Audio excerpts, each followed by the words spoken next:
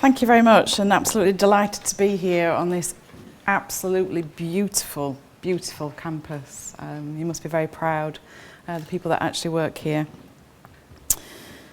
Okay. So first of all, I want you to think about what connectedness means to you. Just giving a quote from Harold Josh, who's a Canadian who's into more staff development in businesses rather than education, but he's been quite inspiring in some of my thinking. And just to read his quote here, people need to learn how to connect to new people on a regular basis. No person has all the knowledge needed to work completely alone in our connected society. Neither does any company, neither does any government. We are all connected and dependent on each other. And part of this idea of the notion of connectedness is how we can learn from each other and how technology has actually expanded that so that we're not just learning from each other within our own organisations, our own subject groups. It means that we can learn from each other across universities, and that means with people within this country, but also globally. And the power of technology means that we can connect and do that more readily and easily. So thinking about social connectedness, we can think about this on three levels. At the micro level, we will socialise with our family, our friends, our acquaintances. At the meso level would be the work kind of connections that we have, that closed online community maybe within your own institution. And at the macro level, we can start to think about conferences, but also the emergence of lots of different open online communities through the likes of Twitter, Blackboard Collaborate, Google Hangouts on Air, which is where it's recorded and people can actually watch that and the public URL is shared. Things are changing and changing for the good. So what I first want to do is just to take a little bit of a step back in history to look at how we've connected in the past. And clearly, you know, in the old days, in the papyrus scrolls that were collated in the libraries, you know, the type of information there was very exclusive. It was available to the higher echelons, if you like, and not to the public. Whereas now we've got our smartphones and they're actually turning into libraries or connecting us to information for absolutely anything that we want. So we've got this interconnectedness in the palm of our hands.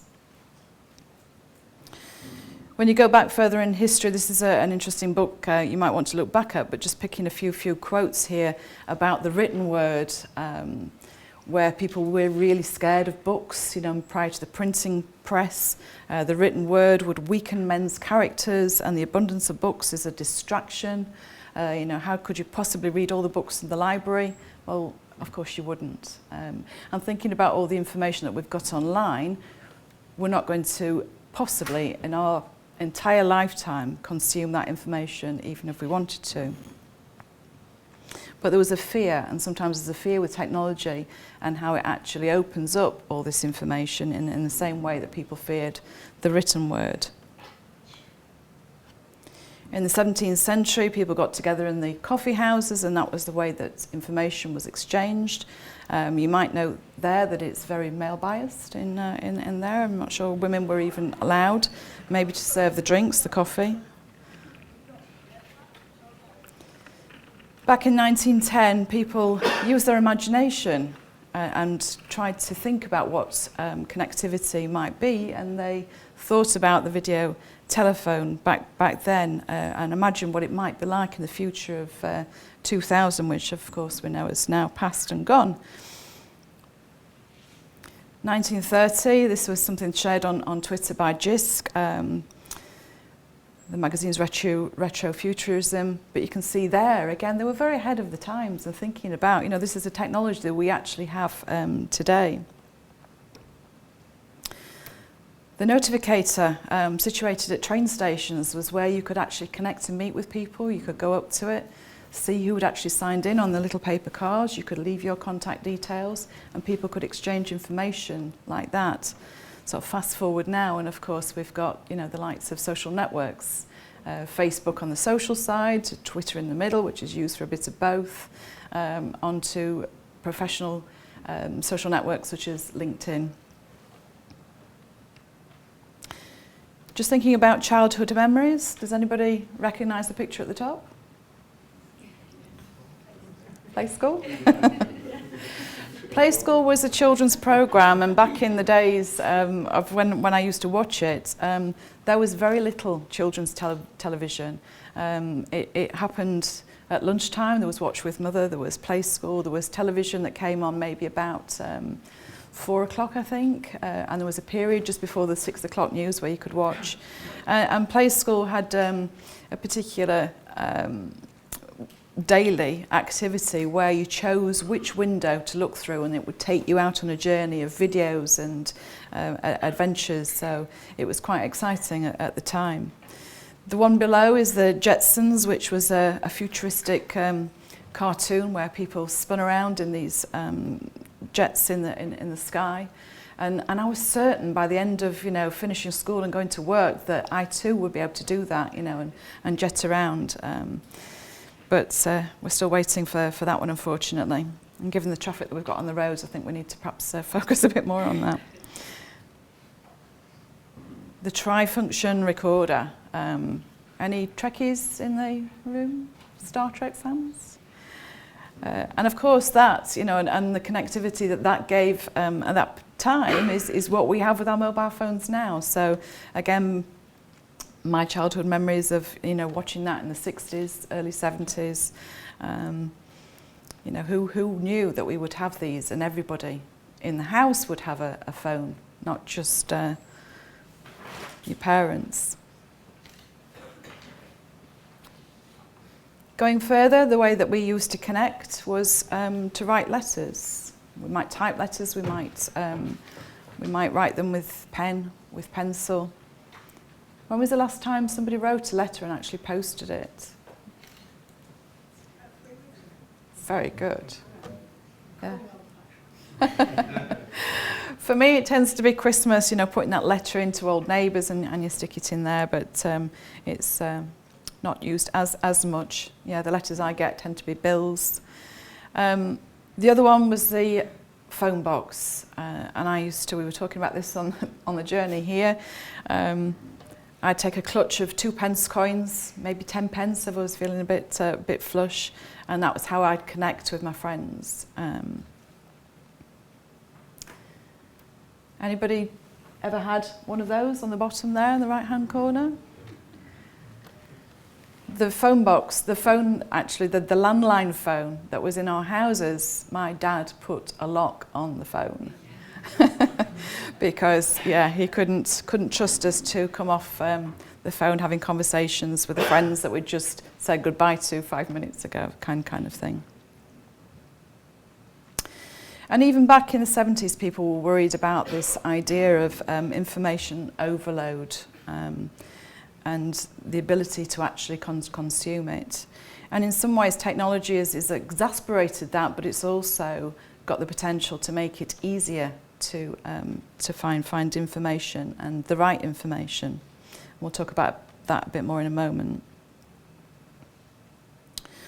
So thinking now about how do we actually connect digitally. HubSpot is a marketing magazine, and they put this slide in one of their web pages. And I thought it was interesting, even though it's a few years ago now, 2012, that they said that there are 6.8 billion people on the planet, 4 billion now have a mobile phone, but only 3.5 billion have a toothbrush. And quite often in sort of some countries, yeah, I've been travelling to Thailand, to Cambodia, to Laos, and you see children with mobile phones and no shoes. You know, it's but that connectivity is there. They're able to talk to each other, to connect. In terms of technology growth, This has just come out, the Mary Meeker Internet Trends Reports, which within the slides, by the way, which I'll be sharing in the notes pages, there's links to any of the reports if anybody wants to follow it up afterwards. So back in 1995, we'd got this 1% penetration in terms of mobile phone ownership, and now we've got to 5.2 billion people have phones, which is quite extraordinary, really. It shouldn't be surprising, but it is still takes me by surprise, if I'm honest. And the fact that it's not just your normal, say normal, not a smartphone. The smartphone is growing very fast as well. And that's something to think about, you know, with activities in the classroom when we're asking students to use their mobile phones for whatever reason. You know, some time ago, maybe 5 years ago, very few students had a smartphone, but certainly in the last 3 years, when I've surveyed my students, practically all of the students in a class of 70, only 3 didn't have a smartphone, but they did have an iPod, so they could access the things that we were going to be using. And the way to get over that, if your students haven't all got phones, of course, is to get them to work in pairs. So rather than sort of worrying about the technology and who hasn't got it and who has, you know, there are ways around it. And again, further into Mary Meeker's report, it's interesting to sort of look at these different ways that it's changing the way that we interact, and the fact that it is accessible so easily. We can carry it around in our pockets, increasingly, certainly in higher education institutions, the ability to connect to the Wi-Fi free. In Sheffield, some of the buses services, they have Wi-Fi, certainly in cafes, so people can connect so much more easily now, and at a relatively cheaper cost than previously.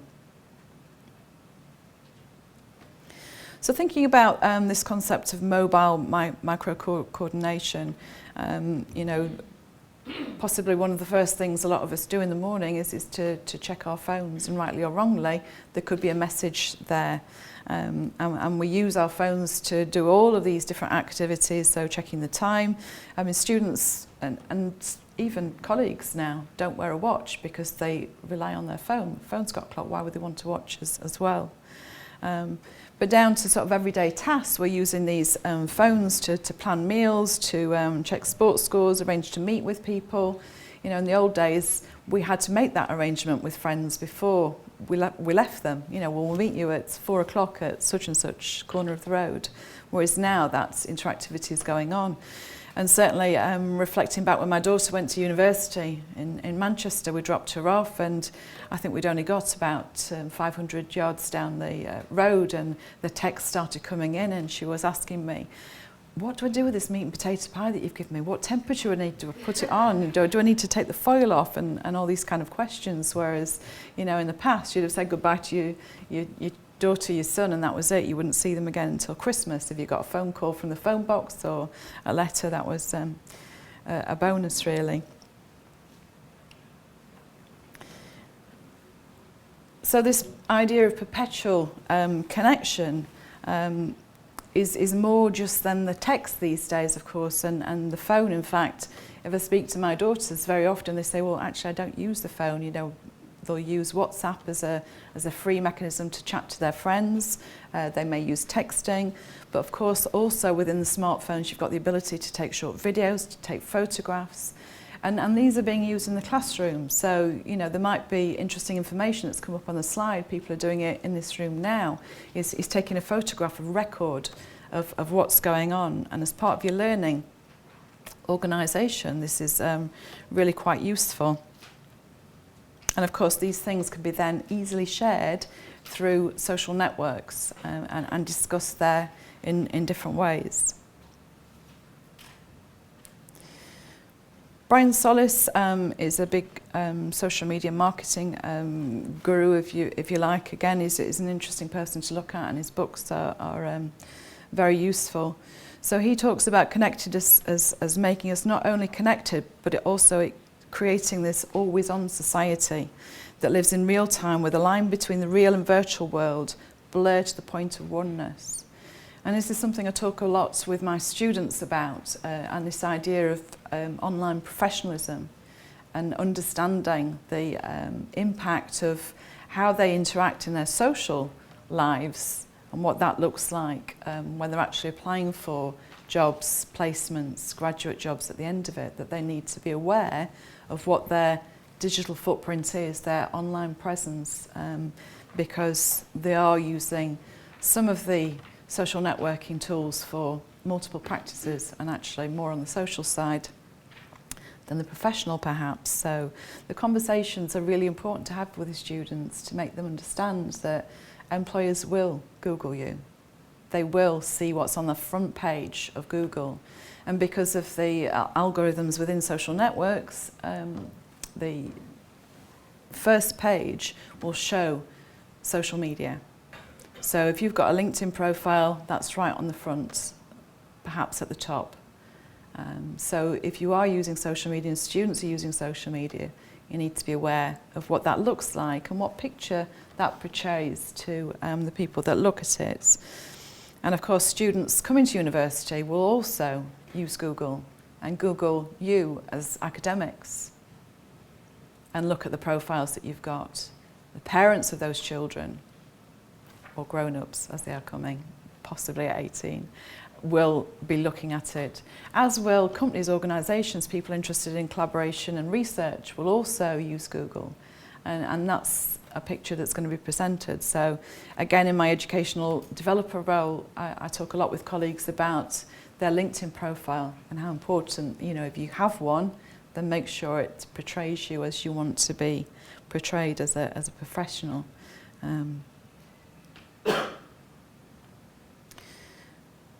Quote from Dana Boyd here, networks of people are being mediated such that people are easily able to see who is connected to whom and leverage loose ties to achieve all sorts of work-related goals. Individual knowledge is often less important than being connected to the right people. We've often spoken about, you've heard the term, it's not what you know, it's who you know. But actually now it's also who knows you.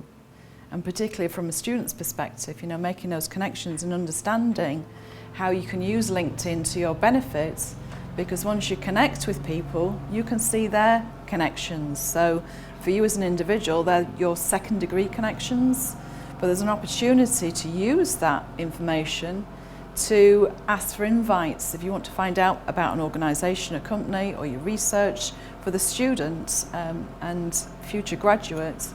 That's really useful. And it's certainly something we're using at Sheffield Hallam. The groups within LinkedIn, we're using those as alumni groups now for courses, which has actually been really successful. It takes a while to get it going, because obviously you have to capture the graduates that have gone, but we invite our final years into the group. And what that means is that when it goes forward is that we can then contact those individuals and invite them back to give guest lectures. Those individuals in whatever their new role is in the work, if they come across jobs within their organisation, they're posting those back into the group, the LinkedIn group. So that's been really powerful. So thinking about the evolution of networks, you know, we start to make those connections as we work with people. We start to make connections as we come to events such as this. And I found that LinkedIn is incredibly useful for me to then make those connections in that space so that you can continue conversations and you've got that link with that person. So even if they move on to other institutions or leave higher education, they will update their email address so you can keep and maintain those relationships going forward. Another useful aspect of LinkedIn there is the fact, for me personally, I have a real problem with names. I can't remember people's names, even my own sometimes. Just kidding. But what I found is that I can go back into LinkedIn to people that I've connected and I can scroll through the photographs. You know, it's my way of finding that person again. And it's, of course, I see the name. Yeah, of course, that's who it is. It's very useful. Something that was available with LinkedIn, LinkedIn Maps, which they've unfortunately now taken away, but was quite fascinating, was this LinkedIn network map that's created up there. And the little nodes that you can see on there, when you actually clicked on them, brought up the profile. But what was interesting was that it would actually colour code groups of people. So within that particular map, on the left-hand side, were various different connections that I'd got in UK higher education. On the far right were the connections that I'd made with educators in the US, with social media experts in predominantly the US, and then around the centre were people in technology enhanced learning roles. So it was really interesting then to look at how people were connected from the other side of the world to people that I was connected with, and I'm thinking, well, how do you know those people? But you could actually look at that and analyse it slightly. I found it interesting anyway. So I don't know whether you've come across Gaping Void cartoons, if you like, or little drawings that he does, but he took this one quote from Steve Jobs: "Creativity is just connecting things. A lot of people haven't had very diverse experiences, so they don't have enough dots to connect." And of course, you know, we all have dots to connect, but we don't necessarily always do that as well as we should. A quote from Grattan, who wrote the book Hotspots: "Working cooperatively in well-established teams is important for the exchange of knowledge and for understanding what others know. However, innovation arises when new ideas from people in different groups and communities are brought together." And this is one of the things that I've really got out of being connected using social networks and being online, is the fact that it links me to other people's work outside of my particular zone of connections, my first degree connections within my own institution. And that's been extremely powerful, because that's led to collaborations and research and conversations, and some are short, some are temporal, but it's been really interesting. And I think Twitter, as an example, is such a rich space for educators to exchange information and be more open about what we're actually doing. Jesse Strommel, who writes the Hybrid Pedagogy blog, he said, "Increasingly the web is a space of politics, a social space, a professional space, a space of learning, a space of community. And for better or worse, more and more of our work is happening there."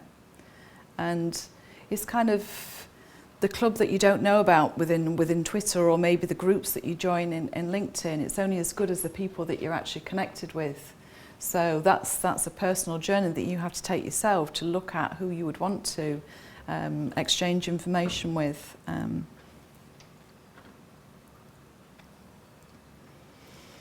there is this worry, as we alluded to earlier, the information overload. Clay Shirky would argue that that's filter failure.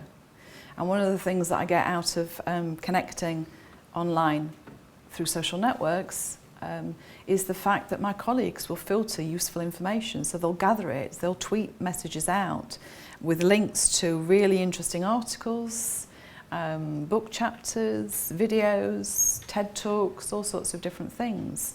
And they found that, and then that's useful for me, because I'm interested in the same things, and you know, other people will then share that on and retweet it. So this filter, this ripple effect, should I say, goes out wider and wider. So this idea of filtering through your network is really quite a powerful one. Peter's vote yesterday about our attention span, potentially, according to the Microsoft, or the bit that's come out of the Microsoft report, is that our attention span is only 8 seconds, a goldfish is 9 seconds. And maybe part of that is that, you know, we are, I guess, a little bit more impatient now, because we know that we can quickly Google something and this information will come before us. What we need to do is to be more critical and selective and help our students understand that concept as well, and not take everything at face value. But the internet just does mean that we're accessing things much more quickly. So if it's not there, we go on to something else. So the next section I just want to talk about is why do we connect digitally? So in terms of purpose, predominantly relationship building, maintaining is a popular thing. You've only got to look at the figures for Facebook and how many people are using that, and you could argue that's the social sides. Some are saying that the youngsters are moving out of there because too many parents have actually joined Facebook, so they're finding other spaces. It's a way to gather information, but it's also a way to enjoy entertainment, viewing and participation. And you've only got to look at television now. You may be watching television on your laptop or other devices. You may be watching it in your own living room, but people are also using their mobile devices to be talking about that experience and sharing with it. And Twitter's and Facebook and hashtags, the use of hashtags is a popular way of taking that conversation further. So just going on to something that's not new now, but the concept of the long tail. You're thinking about Amazon, the fact that you can now buy practically any kind of book that you want. They only need to have one in stock because they will just get that from the particular supplier. So this idea of the long tail. And Ledbetter's taken that and talks now about the civic long tail. So this emergence of a mass of loosely connected, small-scale conversations, campaigns and interest groups are happening. And what he says in this report is that from now on, governments everywhere will have to contend and work with this civic long tail. And then there's examples abroad. If you look at Egypt, the use of Facebook was partially contributing to the bringing down of that government. People getting together and talking is extremely powerful. In terms of digital skills, things are changing. Chris Mayers has contributed to the Digital Skills for Tomorrow's World report, and what they're saying here is that for many jobs, digital is there. It's part of our everyday lives in one way or another. And they've come up with 4 different categories. Digital citizens, who have the basic digital skills that we might expect to use using the computer. The digital worker with intermediate digital skills, possibly specialist things going in there. The digital maker, who are able to make this digital technology, which of course is happening in the background, things that we haven't heard about but will suddenly appear. Also brought in the digital muggle, which is a new term, currently requiring no digital skills. So what they've done in this piece of research is done an assessment of the digital skills and the levels required for different jobs. So this is what we need. And we need 46% of people to be digital workers. So 37, there's an expectation that they will be digital citizens. And yet my experience, and you may resonate with this, that is within our own institutions and workplaces, it doesn't necessarily relate to higher education, but any workplace, is that it's not a level playing field and that not everybody's got the same skills. So there needs to be some investment to help people catch up with this. And this is where the staff development comes in and opportunities to work with students and actually help students to work with us as well. If they've got more advanced skills, then maybe they can be the teachers in these contexts. So a slide from Nielsen there, just explaining all the different things that we can do with the technology and how we're connecting for lots of different reasons in our life, our daily lives, and as well as work. So Gartner predicts by 2020 that more than 7 billion people and businesses and 30 billion devices will be connected to the internet.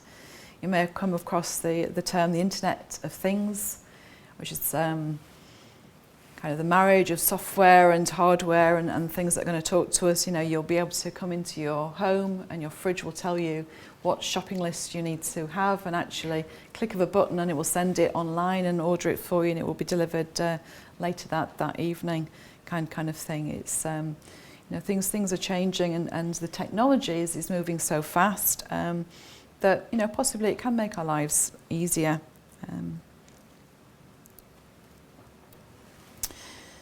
Boyd talks about the structural affordances of network publics, and one of the things that I've found certainly in higher education is this idea of connectedness and openness is becoming more apparent, and it's possibly the people that I'm connected with, but this idea that we can put things online and share things.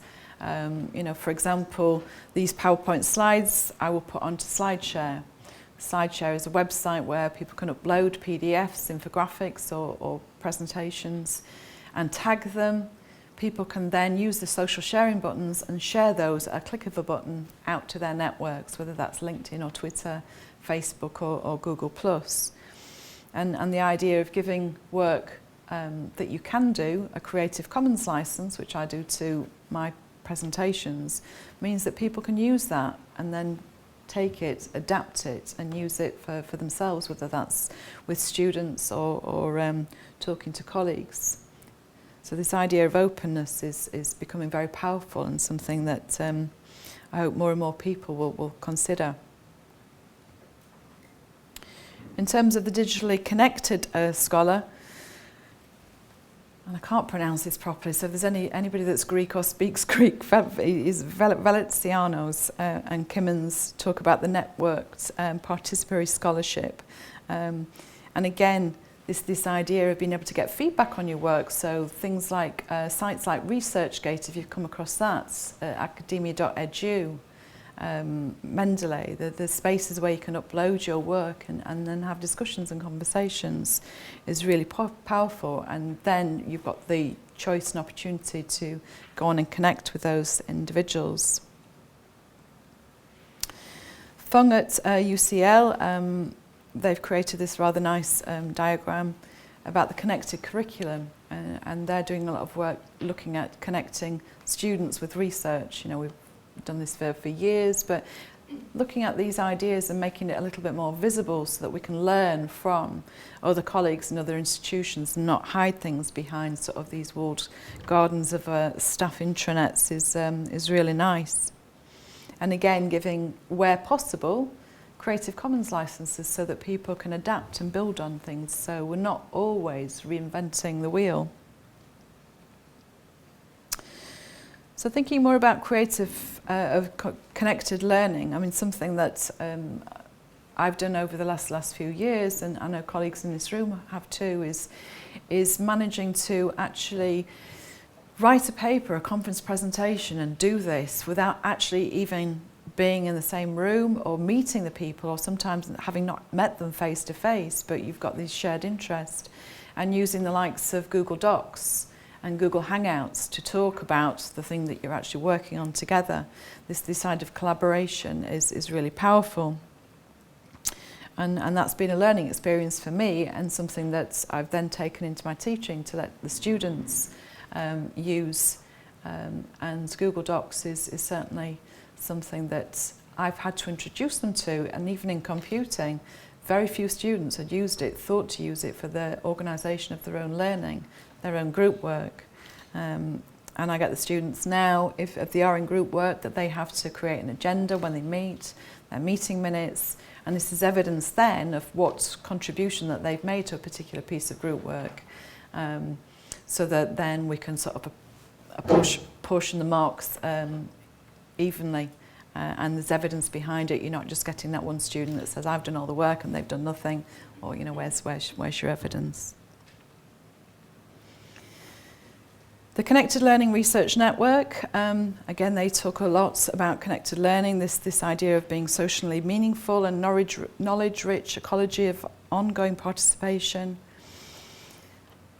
Very nice infographic there to look at afterwards with more detail. I'll press on due to time. Just thinking about how visible your learning is and what you share, I think is important. And again, from Josh, he talks about this idea of seeking, sensing and sharing. So the network that we're building, or we can build, means that we can sort of have these discussions online and share it, sharing ideas, building on that, debating, discussing, and this online connectedness makes this possible. But it also means that other people can listen into it and learn from it as well. A colleague from the US, Dr. Laura Pasquini, talks about getting rid of these academic research silos. So, the idea that I've been talking about, we can connect and cultivate our identity also comes out of the things that we share. So, thinking back to your LinkedIn profile, if you're going to add information to that, then why not add your research? If you've written papers, written book chapters, are they on your profile? Because there's a section there for publications. There's a section for projects. So having that information on gives a much richer picture of who you are as a professional. Another colleague from the US who's now living in the UK, Eric Stoller, he's used social media to learn about how we're using social media within higher education, but also to connect with useful people that are using technology to enhance learning and all the other things that he's interested in. And he's built this picture by following people through social networks. Something we started, our colleagues, Christina Rancy from Manchester Met, Peter Reed and David Walker from Sussex. We came up with the idea back in the autumn last year to create a tweet chat. Is everybody familiar with tweet chat? Where you get a hashtag and within an hour's space you can pose possibly about 6 questions and debate around a topic. Well, we developed the LTHE chat, which is the Learning and Teaching and Higher Education chat. It's every Wednesday, 8 till 9, and anybody can get involved. Students, learning technologists, educational developers, academics, whoever's interested. The example that I've given up there is Professor Sally Brown. She was one of our guests, and what's emerged over time is that we've invited people to talk about their particular specialist area, and we've had a discussion around it. So that person will pose the 6 questions, and then we collate all of the information into what's called Storyfy, which can then be looked at later. So there's a rich stream of tweets of people sharing resources, ideas, and the like. So another way that people can connect. And something I feel quite strongly about is this idea of the people that don't actually visibly, audibly participate, often described as the lurker, which is a term that I don't really like at all, or vicariousness. Thank you, Keith. So the experiences that you're learning from others or through others. And what I would argue is that this concept of positive silent engagement is actually much nicer and an important or essential component of digital connectedness, because from being very, very young, we've always learnt from listening, and to my mind it's no different online. So learning how people operate in these new spaces, because for many of us they are. They've appeared over the last decade, so okay, people might be more familiar with Facebook, but if you've never used Twitter, what do you do in there? What do you say are kind of questions that colleagues will ask me. And part of that is learning by listening. So obviously online you're going to be reading that information, but developing confidence, and that's something also to consider with LinkedIn if you're going to join groups or encourage your students to join groups in your particular specialist field, is to go in there and listen, see how other people are exchanging information, and then ask questions. And you've only got to look at the numbers that the use of Twitter can't possibly just be about sharing what you've had for breakfast. So 500 million tweets sent every day, 302 active users on Twitter. And the fact that 80% of those are using mobile again takes us back to the fact that, you know, it's that anytime, any place, anywhere kind of opportunities for informal learning. Makes it very powerful.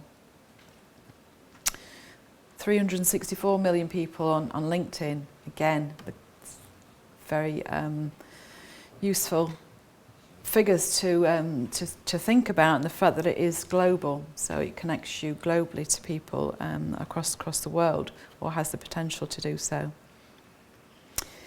Collaboration opportunities, group discussions, things we've talked about, building connections, sharing your expertise. And one of the things that I often talk to colleagues about when they're thinking about building their LinkedIn profile is to think about the skills that you put within there so that people can find you if you want to be found. The actual search bar within LinkedIn is a powerful search engine in itself.